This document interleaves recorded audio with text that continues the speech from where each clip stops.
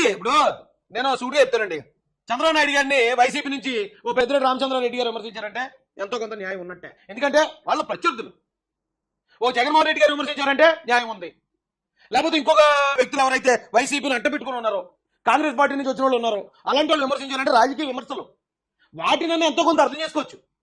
కానీ టీడీపీ పార్టీలో పుట్టి టీడీపీ పార్టీ వాళ్ళు రెండుసార్లు ఎమ్మెల్యే అయ్యి అదే టీడీపీ పార్టీని వైసీపీ వాళ్ళ కన్నా దారుణంగా విమర్శించడం, అదే చంద్రబాబు నాయుడు గారిని లోకేష్ గారిని పర్సనల్గా అటాక్ చేసిన వ్యక్తుల్లో మొట్టమొదటి వ్యక్తి వల్లభనేని వంశీ. మొట్టమొదటి వ్యక్తి. భువనేశ్వర్ గారిని నోటుకు వచ్చినట్టు వాగిన మొట్టమొదటి వ్యక్తి వల్లభనేని వంశీ. నిజంగా వాళ్ళు పట్టించుకునే వాళ్ళు అయితే 8 నెలలు 9 నెలలు ఇతను ఫ్రీగా ఉంటాడా? అటువంటి కొడుకుని దద్దమ్మని చవట సన్నాసిని ట్విట్టర్లో 4 లైన్లు పెట్టేవాడిని. పెట్టుకొని చంద్రబాబు నాయుడు గారు ఏమీ చేయలేక సహనం కోల్పోయి వయసు అయిపోతుంది, 72 74 ఏళ్ళు వచ్చినాయి, ఇంకో 4 ఏళ్ళకో 5 ఏళ్ళకో చచ్చిపోతాం, నేను చచ్చిపోయే లోపు నా కొడుకు ముఖ్యమంత్రి చేయలేకపోతే ఆడు అసలు ఇప్పుడు ఎమ్మెల్యేనే కాలేకపోయాడు అని ఈ సాగు. ఎంత ఘోరమైన మాటలు ఒకసారి చూడండి. నిజానికి ఇన్ని ఘోరమైన మాటలు మాట్లాడి ఇతను అరెస్ట్ చేయలేదు వాళ్ళు. చంద్రబాబు నాయుడు గారు నారా లోకేష్ గారు వన్స్ అధికారంలోకి వచ్చిన వెంటనే రాష్ట్రానికి ఏం కావాలి, అభివృద్ధికి ఎలా వెళ్ళాలి, పెట్టుబడులు ఎలా తేవాలి, ఏ ఇండస్ట్రీలు ఎలా పెట్టాలి, ఇవే ఆలోచించారో తప్పండి. నిజంగా వాళ్ళ కక్షపూరితంగా వెళ్ళాలనుకుంటే మొట్టమొదటి అరెస్ట్ చేయించాల్సింది ఇతన్నే.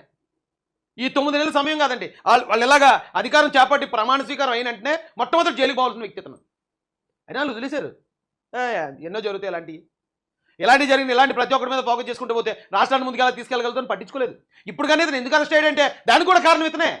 ఏమంటే ఇప్పుడు 9 నెలలు అయింది కూటమి గవర్నమెంట్కి వచ్చి. జగన్మోహన్ రెడ్డి గారిని ఎవరైనా ఇంత దిగజారి మాట్లాడారండి ఇప్పుడు దాకా? అదే వైసీపీ గవర్నమెంట్ ఉన్నప్పుడు తెలుగుదేశం పార్టీ కార్యాలయం మీద దాడి, అంగళ్ళలో చంద్రబాబు నాయుడు గారి మీద దాడి, ఎర్రగొండపాలెంలో చంద్రబాబు నాయుడు గారి మీద దాడి, భీమవరంలో లోకేష్ గారి మీద దాడి, తెలుగుదేశం కేంద్ర కార్యాలయం మీద దాడి, గన్నవరం కార్యాలయం మీద దాడి, ఎన్ని దాడులు చేశారు వైసీపీ నుంచి. కూటమి ప్రభుత్వం వచ్చిన తర్వాత ఒక్క వైసీపీ కార్యాలయం మీదన్నా, ఒక్క వైసీపీ నాయకుడి మీద ఎక్కడైనా దాడి జరిగిందా? ఎవరైనా ఎక్కడైనా కొట్టారా? ఎక్కడైనా దేన్న తగలబెట్టారా? కూటమి ప్రభుత్వం కక్ష సాధింపులు చేస్తుందని వాళ్ళకి చెప్తున్నానండి. తప్పు చేసిన కూడా పార్టీ ఫీలింగ్ వదిలేలా? చంద్రబాబు నాయుడు గారు, వాళ్ళ నాన్న కత్తూరు నాయుడు, వాళ్ళ నాన్న లవంగం నాయుడు, వాళ్ళ నాన్న యాలకల నాయుడు, ఈ నలుగురు కలిసి వచ్చిన నన్ను నాని గారిని ఎంతో పేర్లేదు. మమ్మల్ని గెలిపించాల్సిందో ఓడించాల్సిందో గన్నవరం ప్రజలు లేకపోతే గుడివాడ ప్రజలు. చంద్రబాబు నాయుడు గారు, లవంగం నాయుడు, కత్తూరు నాయుడు, యాలకల నాయుడు, లోకేష్ నాయుడు వీళ్ళు కాదు. అట్లాగే మా మంగళగిరి భువనగిరి మా అయోమయ మేడం ఉన్నాడు కదా లోకేష్, ఆంధ్రాలో పోటీ చేయాలా, తెలంగాణలో పోటీ చేయాలా, లేకపోతే ఎక్కడ పోటీ చేయాలని ఇంకా కన్ఫ్యూజన్లో ఉండుంటాడు. వాళ్ళ సీట్ వాళ్ళని గెలుచుకోమనండి ఫస్ట్, తర్వాత వేరే వాడిని ఓడించడం, మంగమ్మ సరదాలు చేయడం, ఇవన్నీ చేయొచ్చు. ఈ ఉడతూపులు, ఈ తాటాకి చప్పులు. మేము తెలుగుదేశం స్కూల్లోనే చదువుకున్నాం, తెలుగుదేశం యూనివర్సిటీలో గ్రాడ్యుయేట్ అయ్యాం. మేము ఇలా ఉడతూపులకి తాటాకి చప్పులకి ఏం భయపడం. ముందు వాళ్ళ సీట్ వాళ్ళని గెలవమనండి. మంగళగిరిలో లేకపోతే గొప్ప వాళ్ళు గెలిచిన తర్వాత, ఇల్లు గెలిచిన తర్వాత, ఉట్టి కొట్టిన తర్వాత స్వర్గానికి ఎక్కడవచ్చు. అప్పుడు కొడాలని ఏంటి వంశీ మమ్మల్ని చూడవచ్చు. పోనీ అంత ఉంటే వాళ్ళే రావచ్చుగా. గుడివాడ గన్నవరం మీరు చెప్పే పేరు చంద్రబాబు నాయుడు గారు, లోకేష్ నాయుడు గారు వాళ్ళే రావచ్చు. గుడివాడ కానీ గన్నవరం కానీ వాళ్ళే రావచ్చు కదా, వచ్చి పోటీ చేయొచ్చు కదా అన్నారు. అంటే వాళ్ళు అవసరమా? అక్కడ వైసీపీలో ఓడిపోయి 800 ఓట్ల తేడాతో వైసీపీ నుంచి అప్పుడే వచ్చిన వెంకటరావు గారిని పెట్టి ఓడించారు వాళ్ళని, చంద్రబాబు నాయుడు గారు, లోకేష్ గారిని. జస్ట్ అప్పుడు మళ్ళీ ఏదో సీనియర్ నాయకుడిని పెట్టి ఓడిస్తే పెద్ద సీనియర్ నాయకుడిని పెట్టారు కాబట్టి నేను ఓడిపోయా అంటే వెంకటరావు గారు సీనియర్ నాయకుడే. నేను అనేది తెలుగుదేశం పార్టీలో ఉన్న వ్యక్తులే పెడితే నా కోసం పలానా పెద్ద నాయకుడిని తీసుకొచ్చారు, పలానా వాడిని తీసుకొచ్చి ఓడించారు అని అంటారని. ఆల్రెడీ అప్పటికే వైసీపీలో ఓడిపోయి ఉన్న వెంకటరావు గారిని తీసుకొచ్చి నీకు వెంకటరావు గారు చాలా ఎక్కువ వంశీ, నువ్వు తెలుగుదేశం కేడర్తోనే నెగ్గా అంటానికి ఇగో వైసీపీ నుంచి వచ్చిన వెంకటరావు గారిని నేను ఓడించని చూడవని పాట్మని ఓడించి పాడేశారు అంతే. ఏళ్ళకి చంద్రబాబు నాయుడు గారు, లోకేష్ గారు కావాలట. గుడివాడలో కూడా కొడాల నాని గారు పెద్ద కబుర్లు చెప్పేవారు. అప్పుడే కొత్తగా వచ్చిన ఆయన పెట్టి రాము గారిని, వెనుకల రాము గారిని, కొడాల నాని ఓడించారు. ఈయన అన్నట్టు మంగళగిరిలోకి వెళ్ళమనంటే ఎక్కడ తెలంగాణలో పోటీ చేయాలి, ఏ నియోజకవర్గంలో పోటీ చేయాలో తెలుస్తలేదు, ఎక్కడికో పోతాడు. భయపడే రకం కాదండి లోకేష్ అంటే. నారా లోకేష్ అంటే భయపడే రకం కాదు. ఆ మంగళగిరి నియోజకవర్గంలో తెలుగుదేశం పార్టీ ఎప్పటి నుంచో నెగ్గట్లేదు, గతంలో కూడా ఇక్కడే ఓడిపోయాను, నేను ఇక్కడే గెలిచి చూపిస్తానని 91,000 భారీ మెజార్టీతో నెగ్గాడు. అదండి మగతనం అంటేనే. అదే నోరే కదా సవాల్ ఇసిరేయడానికో, లేకపోతే ఎవరినో మాట అనేయడానికో, ఏదో ఖాళీగా ఉంది కదా అని తాజ్మహల్ మీద తొమలారేసే రకాలకి ఏది పడితే అది అనేసి ఎవరినైనా అనేసి మనం నోరు ఉంది. నేను డొనాల్డ్ ట్రంప్ నేను ఎత్తాను, లేకపోతే అంతకన్నా పెద్దోడు ఎవడుంటే ఆయన కూడా ఎత్తాను. ఎందుకంటే నోరే కదా, చేతల్లోకి వచ్చేది తెలుస్తుంది ఎవడ పనుడు. ఇతను మళ్ళీ వేరే వాళ్ళని ఎవరైనా పెట్టి ఓడితే నన్ను ఓడించలేక పెద్దోడిని తీసుకొస్తారంటారని. 2019 ఎలక్షన్లో ఇతను చేతిలోనే ఓడిపోయినా, అంటే తెలుగుదేశం పార్టీ చేతిలో ఓడిపోయినా వెంకటరావు గారిని తీసుకొచ్చి ఓడి పాడేశారు అంతే. కోర్టు అలా ఉంటుంది, యాటిట్యూడ్ అంటే అది వంశీ గారు. ఇప్పుడు ఈయన అరెస్ట్ చేస్తే కింద మీద పడిపోయి మొగ్గలేసేసి చేసేయడానికి ఇందులో అన్యాయం అంటే ఏముందండి? ఇలాంటి వ్యక్తిని అరెస్ట్ చేయడం కూడా తప్పే. అయితే ఇన్ని మాటలన్నా ఇతను అరెస్ట్ చేసింది దానికోసం కాదు. మీకు తెలుసో లేదో, వంశీని అరెస్ట్ చేసింది ఈ మాటలు, ఇన్ని మాటలు అన్నా కానీ భరించారు వాళ్ళిద్దరుని. చంద్రబాబు నాయుడు గారు భరించారు, లోకేష్ గారు భరించారు. కానీ ఇతను అరెస్ట్ చేసేయడానికి కారణం ఏంటి తెలుసా? ఇప్పుడు రండి చంద్రబాబు నాయుడు గారు వస్తారా, లోకేష్ గారు వస్తారా, వచ్చి నమ్మే పోటీ చేయండి అన్నారు కదా. దానికి పట్టాభి గారి కోపం వచ్చింది. అప్పుడు యువగల పాదయాత్ర ఏరియా నుంచి ఈయన వీడియో పెట్టాడు. ఇంకొక పిల్ల సైకో వాడు మాట్లాడుతూ ఉన్నాడు నిన్న గన్నవరం నుంచి, వల్లభనేని వంశీ. వాడు లోకేష్ గారికి ఛాలెంజ్లు. అరే నీ బీ ఫారం కోసం లోకేష్ గారి ఇంటి చుట్టూ ప్రదక్షిణలు చేసినటువంటి వాడు నువ్వు. ఇవాళ చంద్రబాబు నాయుడు గారి బొమ్మను పెట్టుకుని, లోకేష్ గారి బొమ్మను పెట్టుకుని గెలిచినటువంటి నువ్వు ఇవాళ లోకేష్ గారికి ఛాలెంజ్లు విసురుతావా? గన్నవరంలో నీ మీద లోకేష్ గారు పోటీ చేయాలా? అరే నీలాంటి పిల్ల సైకోలతో పోటీ పట్టడానికి లోకేష్ గారి స్థాయి ఏంటి, నీ స్థాయి ఏంట్రా? లోకేష్ గారు దాకెందుకో. ఆయన అంతే అన్నాడు. ఆ మాటకి వల్లభనేని వంశీ గారికి చాలా కోపం వస్తుంది. అప్పటిదాకా జగన్మోహన్ రెడ్డిని ఎన్నిసార్లు చాలాసార్లు సైకో అన్నారు. అప్పుడు కూడా కోపం రాని వంశీని సైకో అనగానే, పిల్ల సైకో అనగానే అయ్యో చాలా పెద్ద కోపం వస్తుందండి.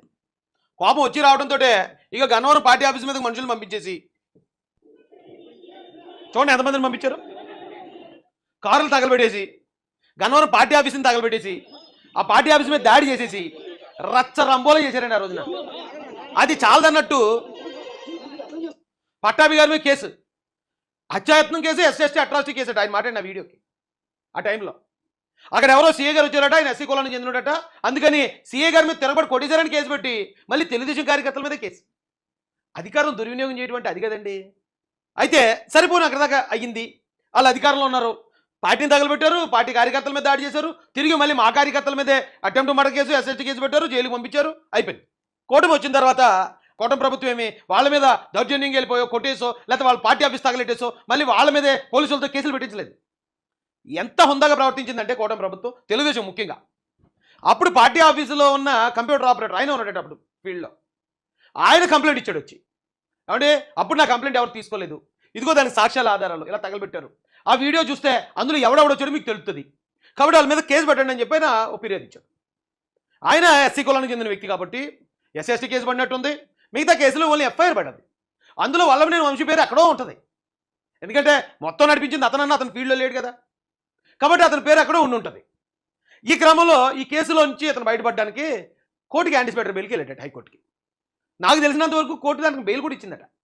సో ఫ్రీ అయ్యాడు. ఈ కేసుని, ఇంత పెద్ద కేసు నుంచి చక్కగా బెయిల్ తెచ్చుకుని ఫ్రీ అయ్యాడు. అలా ఉండొచ్చు కదా, అక్కడతో ఆగొచ్చు కదా. అది వదిలేసి ఎవరైతే ఆ కంప్యూటర్ ఆపరేటర్ కేసు పెట్టాడో అతన్ని పట్టుకుని బెదిరించి, నువ్వు ఇప్పుడే కేసు విత్డ్రా చేసుకో, ఇప్పుడే వెళ్ళి నువ్వే కేసు పెట్టినాడు కాబట్టి నాకు సంబంధం లేదని నువ్వు మ్యాజిస్ట్రేట్ ముందు నువ్వు వాంగ్మూలం ఇవ్వు, లేదంటే నీకు అలా ఉంటుంది ఎలా ఉంటుందని బెదిరించి పాపం ఒక అమాయకుడితోటి తీసుకెళ్ళి కోర్టు తీసుకెళ్ళి ఇంత పెద్ద కేసుని విత్డ్రా చేయించారు. ఈరోజు కొంతమంది మాట్లాడుతున్న నాకు ఆశ్చర్యంగా ఉందండి. ఓ తప్పుడు కేసుని విత్డ్రా చేసుకున్నాడు, నాకేం సంబంధం లేదండి అని చెప్పి అతను విత్డ్రా, ఒకవేళ అతన్ని బలవంతం పెట్టి విత్డ్రా చేయించుంటారు, కానీ తప్పుడు కేసు అవుతుందా? ఈ తప్పుడు కేసు అవుతాడు, తప్పుడు నా కొడగలరా, అంత దారుణమైన అటాక్ జరిగింది. ఇప్పుడు మాట్లాడే వాళ్ళని అడుగుతున్నాను నేను, ఆ తప్పుడు కేసు అని ఉన్నవాడిని కార్యాలయ ఆవరణలోని కారుకు వంశీ అనుచరులు నిప్పంటించారు. అంత ఘోరంగా తగలబెట్టి అంత దౌర్జన్యం చేస్తే కారులోని ఆ కుర్రోడు వచ్చాడండి, అది నేను తప్పుడు కేసు పెట్టానని విత్డ్రా చేసుకున్నాను అన్నాడండి అని చెప్తున్నారండి. ఓడియం అంత ఘోరంకి ఎక్కడన్నా ఉందా? అయితే పోనీ అతను విత్డ్రా చేసుకున్నాడు, పోనీ అప్పుడైనా సైలెంట్గా ఉండొచ్చు కదా వీళ్ళు. సరే పోన్లేరు బాబు, కేసు పోయింది నా మీద ఊరుకోవచ్చు కదా. వెంటనే అనుకూలమైన మీడియాల నుంచి కూటమి ప్రభుత్వానికి షాక్, తెలుగుదేశానికి షాక్. గన్నవరం కేసులో కేసు పెట్టిన ఆయన ఇది తప్పుడు కేసు అని విత్డ్రా చేసుకున్న వైనం ఈ ఓవర్ యాక్షన్. అప్పుడు వాళ్ళ తల్లిదండ్రులు అన్నారట, అండి మా అబ్బాయిని తీసుకెళ్లారు, ఆ అబ్బాయి అక్కడ కనపడలేదండి, ఆ కంప్యూటర్ ఆపరేటర్ తెలుగుదేశం పార్టీ కార్యాలయం పనిచేసిన ఆయనని వాళ్ళు వచ్చి చెప్పడంతో ఇప్పుడు అసలైన కేసు నమోదైంది. అంతకుముందు కేసు ఇతను తప్పించుకున్నాడు ఆల్మోస్ట్, కానీ అత్యుత్సాహంతో, అహంకారంతో మళ్ళీ తెలుగుదేశం పార్టీని ఏదో బదనాం చేసేస్తున్నాను నేను, ఇతను కానీ కేసు విత్డ్రా చేసుకుంటే ఇదంతా తప్పుడు కేసు అని నమ్మించేయచ్చు, తెలుగుదేశం పార్టీ మీద బురజల్లేచ్చు అని ఈ ఓవర్ యాక్షన్తో చేసిన తప్పు వల్ల ఇప్పుడు బొక్కలకు వెళ్ళిపోవాల్సి వచ్చింది వల్లభనేని వంశీ. ఇప్పుడు మామూలు కేసు కాదు కదా ఇది, అటెంప్ట్ మర్డర్ కేసు వస్తుంది ఇందులోకి, కిడ్నాప్ కేసు వస్తుంది ఇందులోకి, ఎస్సీ ఎస్టీ అట్రాసిటీ చట్టం వస్తుంది ఇందులోకి. ఇది ఏం చిన్న విషయమా? ఎవరు చేసేది ఇదంతానే? ఎందుకు జరిగింది ఇదంతానే? కేవలం మన అతి చేయకూడదండి ఎప్పుడు.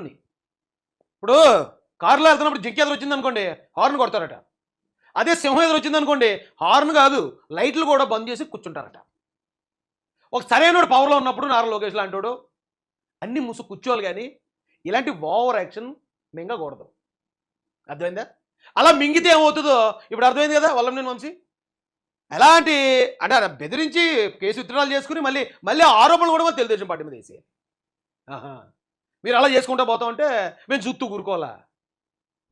మామూలు అరాచకాలు కాదండి వీళ్ళు అప్పుడు చేసినవి. ఇప్పుడు రాజకీయం అంటే చేయొచ్చు, రాజకీయం చేయొచ్చు, ఎదుటి విమర్శించవచ్చు, హుందాగా ఉండొచ్చు.